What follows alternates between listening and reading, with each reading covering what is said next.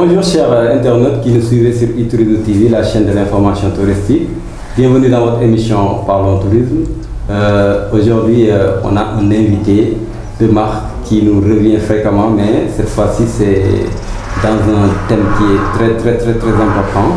Mais cette émission, je la partage avec mon doyen Père Kopa. Bonjour Père Kopa. Bonjour Abdoulaye.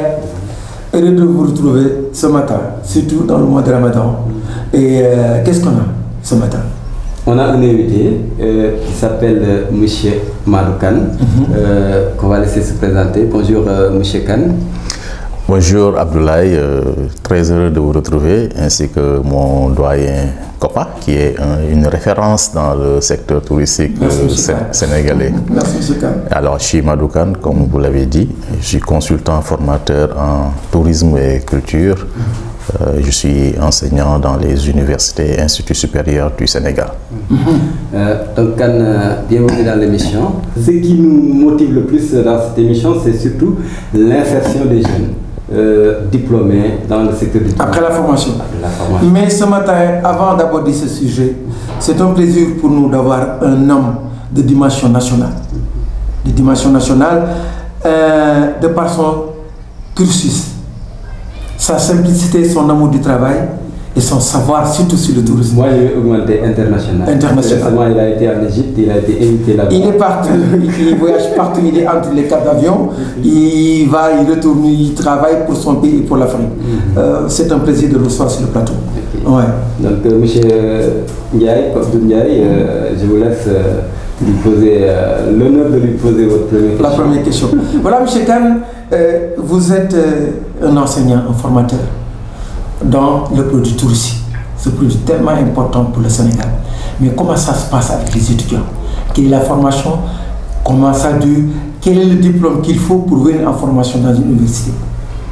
Voilà, je commencerai par exprimer ma passion pour la formation. Je suis fils d'enseignant et j'ai grandi à Mbour, qui est une activité touristique par référence. Et quand je suis allé à Alexandrie pour compléter mon cursus universitaire, c'était pour faire la relation entre le patrimoine, la culture et le tourisme. Parce que je voyais que ça allait changer un peu. Les paramètres du tourisme allaient changer, qu'on allait dépasser facilement le balnéaire. Maintenant, quand je suis revenu d'Alexandrie, je pense que la première activité que j'ai eu à faire, c'est d'intégrer une commission nationale de réforme des programmes dans le domaine du tourisme. Ça, c'est bien. Ce qui nous a permis, au-delà de l'hôtellerie, d'inclure beaucoup de formations et qu'on a vu par la suite. C'est un défi qu'on a réussi, qu'on a vu par la suite dans les universités et dans les écoles supérieures. Voilà. Maintenant, le tourisme est un secteur tellement important qu'il y a un flux important d'étudiants. Nous avons plusieurs niveaux de formation. Il y avait des BT, il y a des BTS et maintenant des licences professionnelles et même des masters. Et on a enregistré les premières thèses en tourisme. Donc pour vous dire que nous sommes loin de l'instant où c'était que l'école de formation hôtelière qui avait pignon sur rue au niveau du Sénégal. Maintenant, on a énormément d'offres de formation, mais qui nécessiteraient d'être encore beaucoup plus contrôlées, beaucoup mieux encadrées et dans une stratégie qui permet l'employabilité, donc que les étudiants puissent avoir des compétences. Donc on peut dire que maintenant, tous les diplômes du BFM au bac peuvent avoir accès à des enseignements en tourisme. Et qu'on peut avoir aussi des licences, des masters et même un doctorat au niveau du Sénégal. Ça c'est intéressant. Abdoulaye, donc il a bien développé. Vraiment, c'est pertinent ce que vous venez de dire. Mais récemment, j'ai été interpellé à plusieurs reprises par des jeunes qui disent qu'ils sont diplômés dans les universités que vous venez de dire et dont vous enseignez. Mais le problème, c'est l'insertion. Souvent ils te disent que c'est peut-être qu'ils n'ont pas assez d'expérience, qui fait que souvent dans les structures hôtelières ou bien là où ils vont pour déposer leur dossier pour être recrutés, on leur dit que vous n'avez pas assez d'expérience. Selon vous, c'est dû au module qu'on dispense ou bien c'est comment? Oui, le constat est fait, et ce n'est pas seulement dans le tourisme, il y a un problème d'employabilité dans tous les domaines au niveau du Sénégal. Maintenant, il faudra trouver des solutions. Parce que depuis quelques années, on a des approches métiers au niveau des universités et essentiellement au niveau aussi des ISEP, ce qu'on appelle les instituts supérieurs d'enseignement professionnel. Ou à Thiès aussi, par exemple, on a une filière en tourisme. Donc, c'est des options métiers, comme on le sait. Des métiers sur les transports, des métiers sur les hébergements, sur la restauration, sur les bars, sur les loisirs, mais aussi tout ce qui concerne la conception, la vente, la promotion des produits touristiques. Vous voyez que c'est extrêmement transversal. Et toutes ces formations nécessitent parfois des spécialisations, parfois aussi des options beaucoup plus transversales qui permettent à ces étudiants-là de disposer des outils qui leur permettent de gérer le secteur touristique. Le constat est fait sur l'employabilité. Il y a un problème effectivement d'insertion de ces jeunes, mais il faut trouver des solutions. Des solutions au sein même des établissements de formation, en adéquation avec le secteur professionnel, parce qu'on ne peut pas développer une formation sur le tourisme sans intégrer, sans impliquer les professionnels. Et je vois que de plus en plus dans les universités et instituts, les professionnels interviennent en tant qu'enseignants. Déjà c'est un premier lien qui est fait. Donc, ce n'est pas seulement des enseignants. Qui a lié sa théorie à la pratique. Voilà, effectivement, parce que ce sont les approches métiers où on sollicite plus de compétences pratiques que de compétences théoriques. Voilà, qu'il faut savoir allier. L'autre élément, c'est qu'il faut insérer dans le cadre du cursus des possibilités pour les étudiants, les apprenants, donc de pouvoir faire des stages pendant leur formation. Parce que c'est anormal qu'un étudiant obtienne son diplôme sans pour autant avoir effectué un stage. Donc cette relation doit être intrinsèque entre la formation dans les écoles et l'apprentissage au niveau des entreprises. Ça, c'est un niveau. En plus, il faut mettre en place un dispositif, en tout cas dans les universités et écoles, un dispositif, en tout cas, d'insertion et de réinsertion qui permet de suivre les étudiants pendant le cursus en rapport avec le milieu professionnel, mais aussi après le diplôme, n'est-ce pas, pour être en relation en tout cas avec ce milieu professionnel et les institutions qui assurent le financement.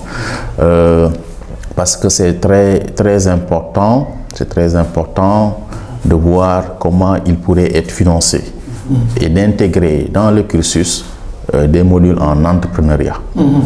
C'est important parce que on sait que le tourisme est un secteur essentiellement privé. Donc le diplômé, il va à la recherche d'emploi, mais c'est quelqu'un qui doit comprendre qu'il doit être en mesure de créer lui-même un emploi ou bien en groupe des emplois.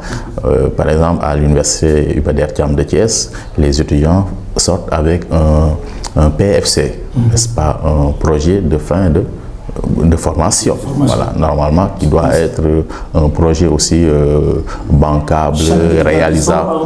Oui, en groupe. Ils le font en groupe et déjà c'est bien parce que ils sont dans un peu le processus de création d'une entreprise.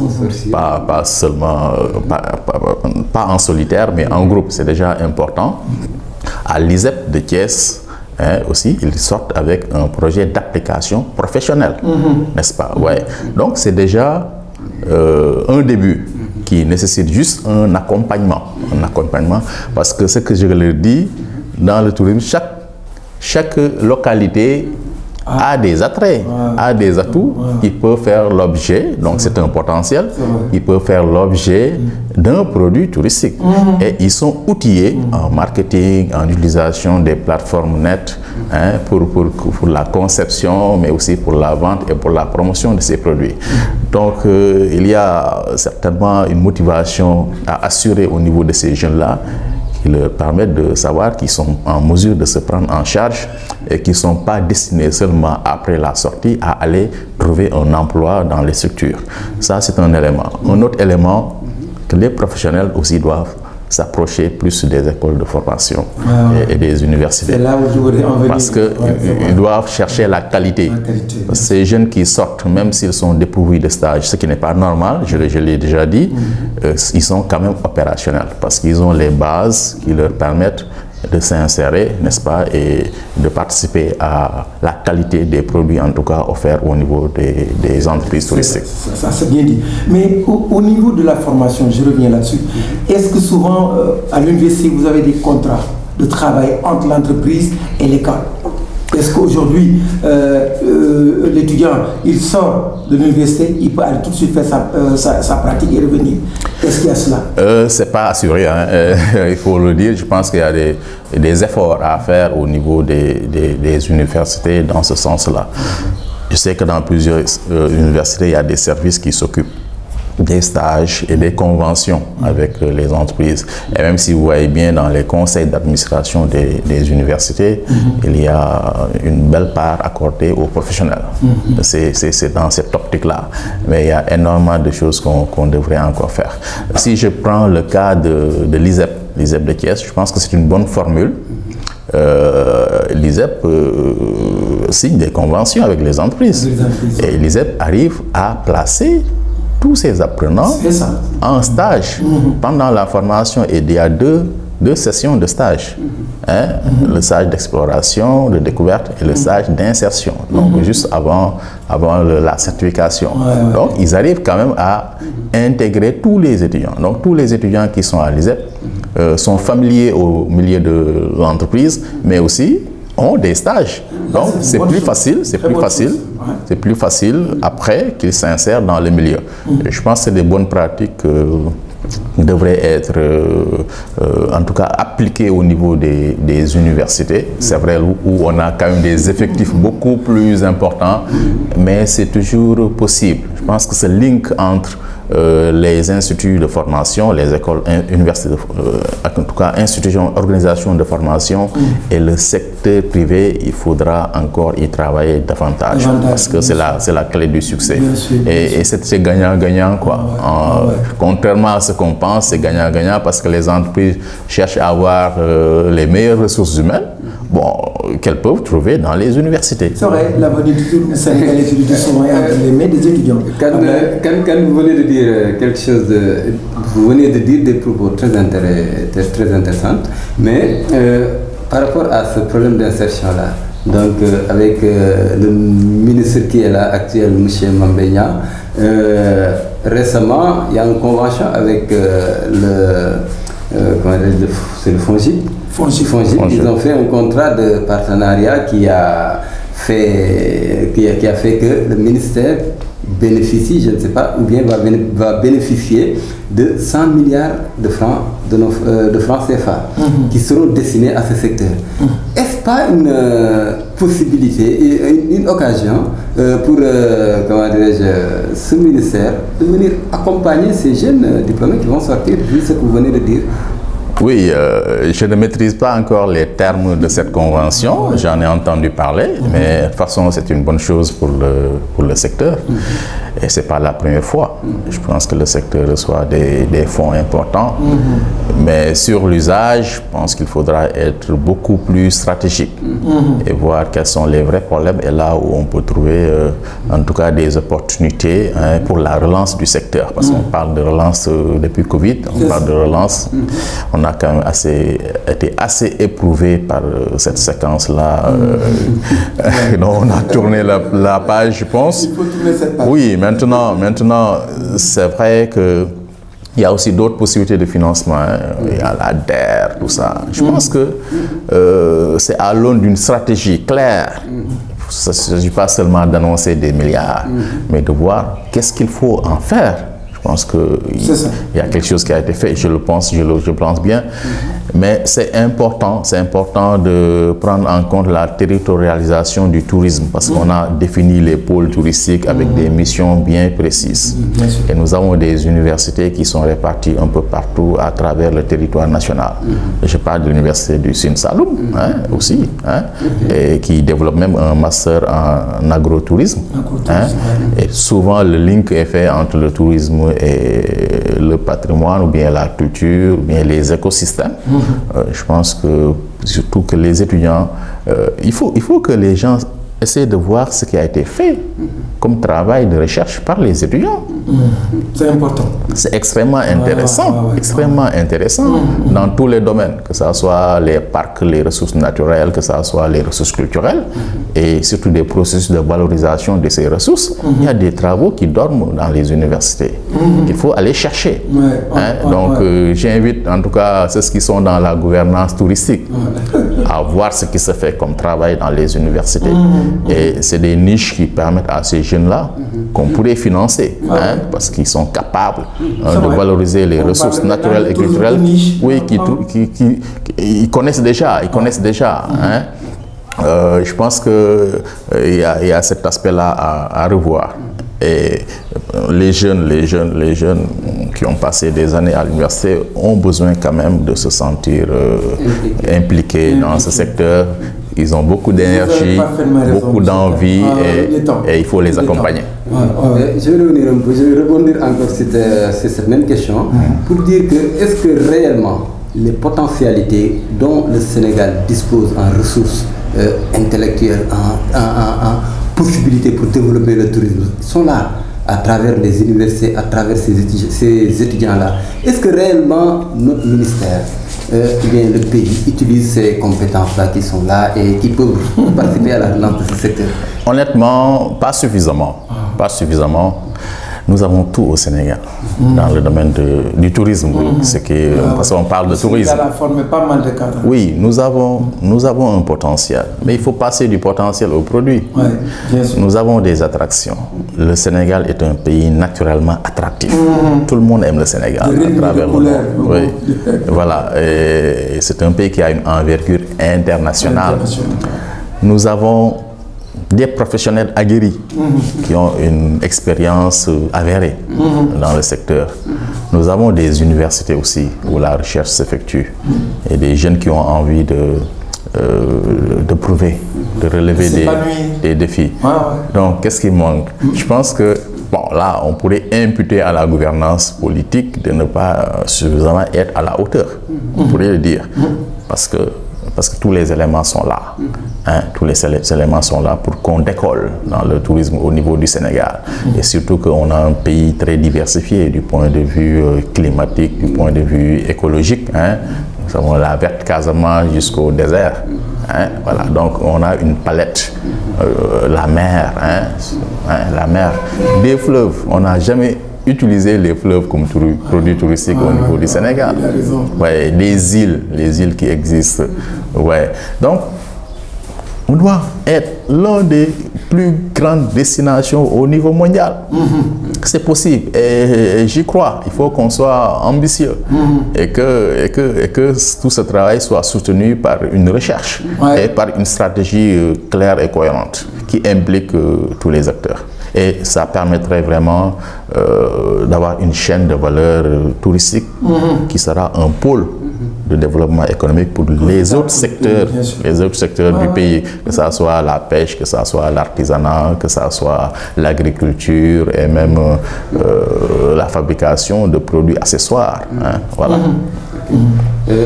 Voilà, je reviens un peu sur la relance. Mais, M. Kane, en tant qu'expert, est-ce qu'il ne serait pas préférable de nos jours pratiquer cette activité autrement? Oui. On a un peu trop dormi sur nos lauriers. Le balnéaire a vécu, quoi. Je pense que si vous analysez un peu les grands pays touristiques, c'est des pays qui mettent en avant les attractions naturelles et surtout culturelles. Si vous voyez un peu le Tour de France, vous voyez comment le Tour de France vend le patrimoine français. Voilà. Donc, et surtout que nous, on a une culture vivante, et spectaculaire. prend en compte le kankuran ou bien autre chose, le naorabine ou bien le yela, le pekan. Voilà, il n'y a pas encore, on n'a pas suffisamment construit, fabriqué des produits touristiques à partir de ces ressources-là et qui nécessitent là une approche des professionnels du tourisme, mais aussi une approche des professionnels de la nature et de la culture.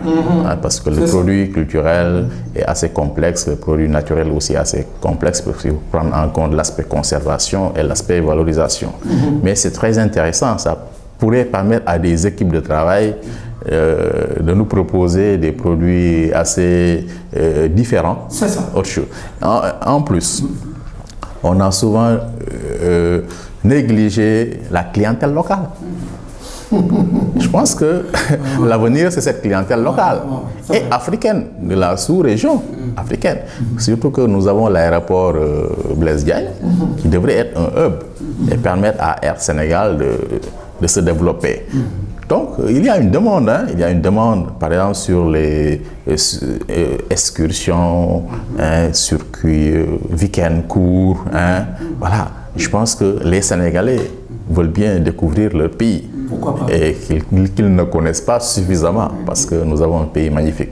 Vous savez, donner une idée à l'ASPT, l'Agence sénégalaise de promotion touristique. Excusez-moi, Laïc, parce que je vous devancer un peu là. Cette clientèle locale dont vous parlez là, mais comment faire? Comment faire pour les insérer? Comment faire pour les expliquer? Comment faire pour les impliquer dans le tourisme intérieur, ce tourisme local? Je pense souvent peut-être au niveau de l'Assemblée nationale.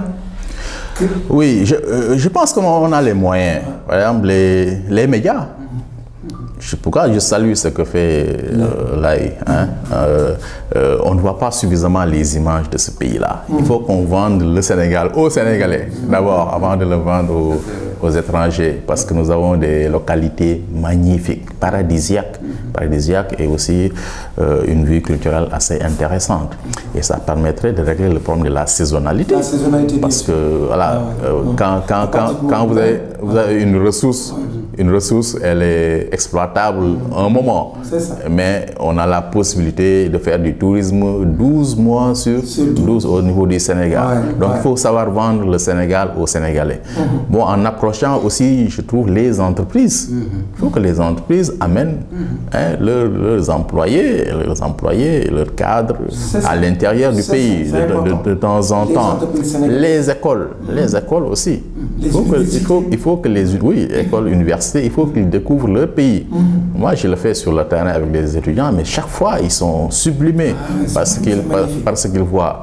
Autre chose, il faut que les professionnels aussi s'impliquent, parce que c'est eux qui y gagnent. Les tarifs doivent être revus à la baisse.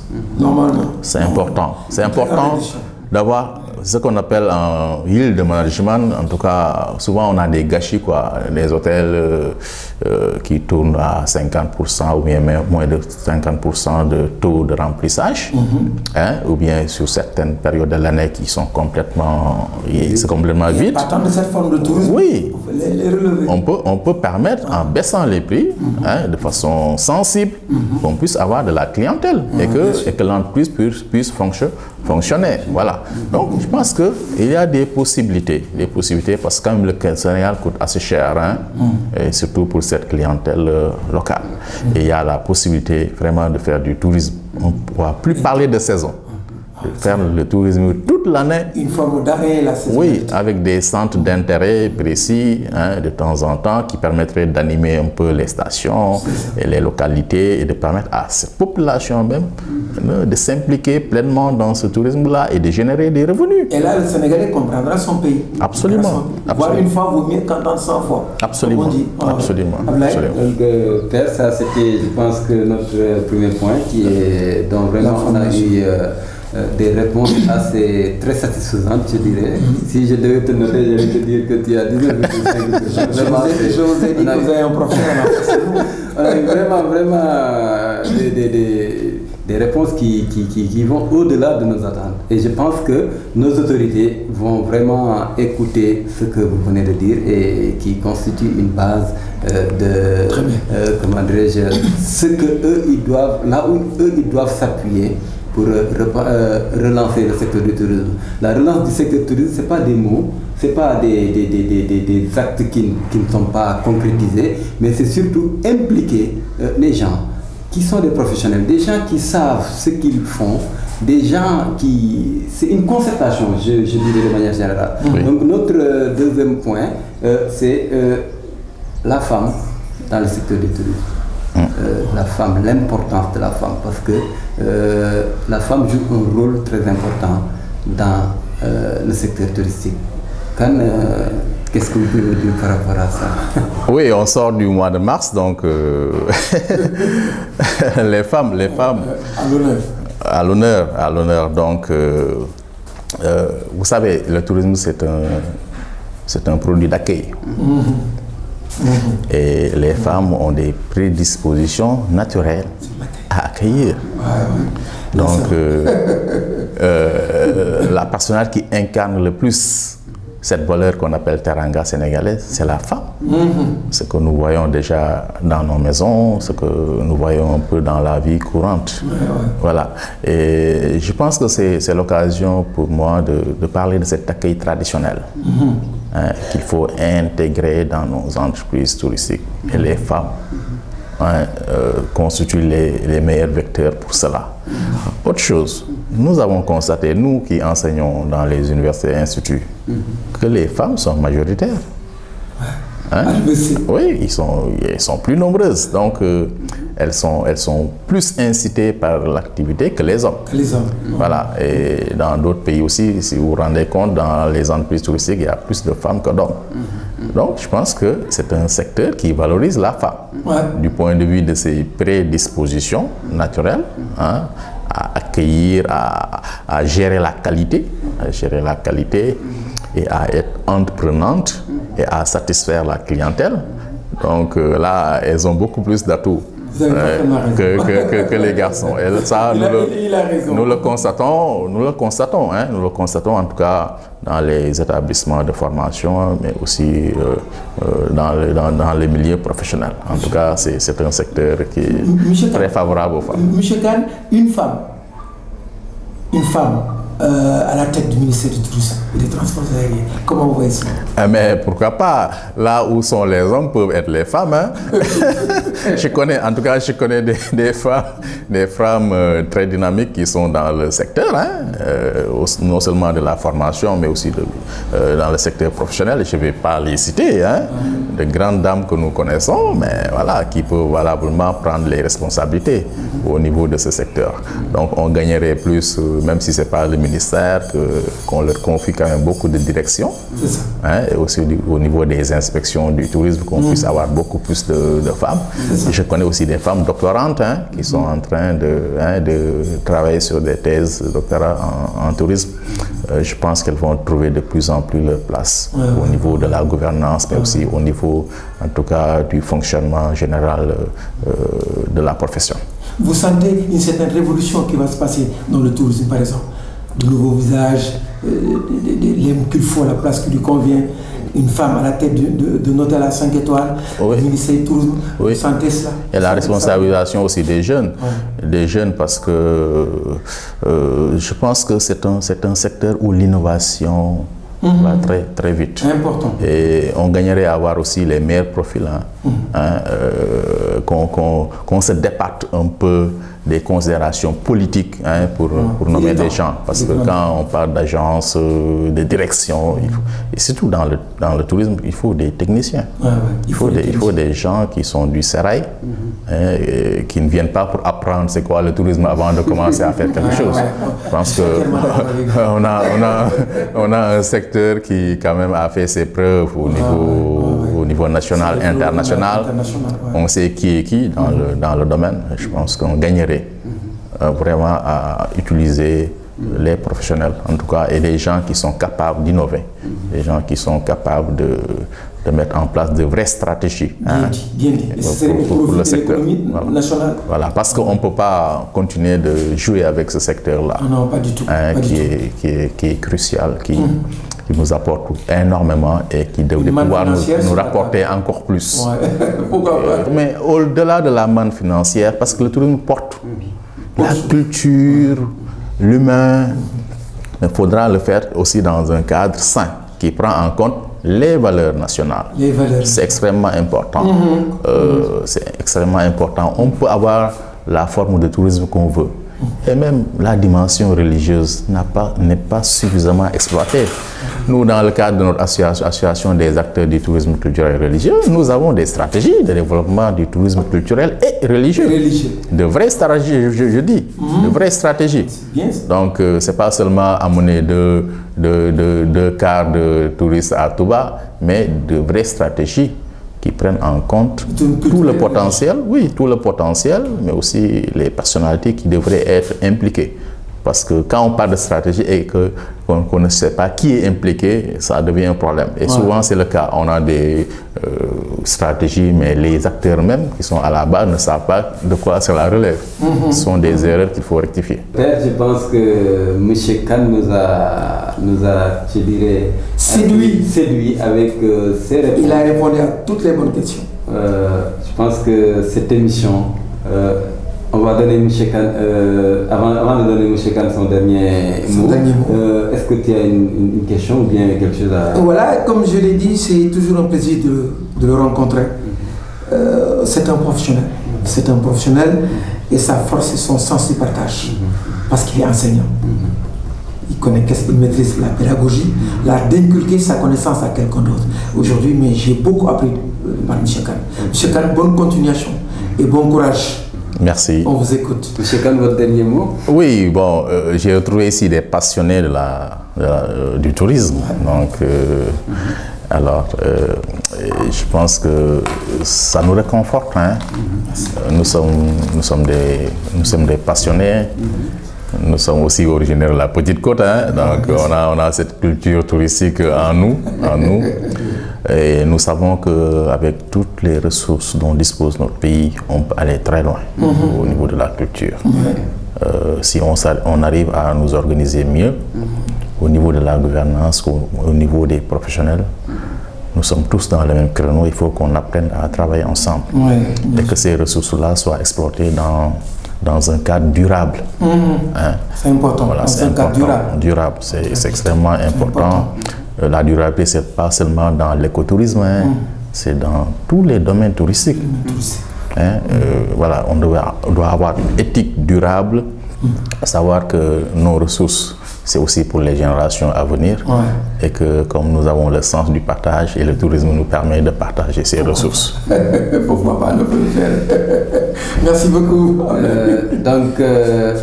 Merci encore, M. Khan. C'est moi qui vous remercie. Cette invitation, vraiment, c'est un plaisir de vous avoir sur nos plateaux de e-Tourisme TV. Merci encore, M. Ndiaye Kopa. Chers internautes qui nous suivez sur e-Tourisme TV, c'était tout pour votre émission Parlons Tourisme. Nous vous donnons rendez-vous très bientôt.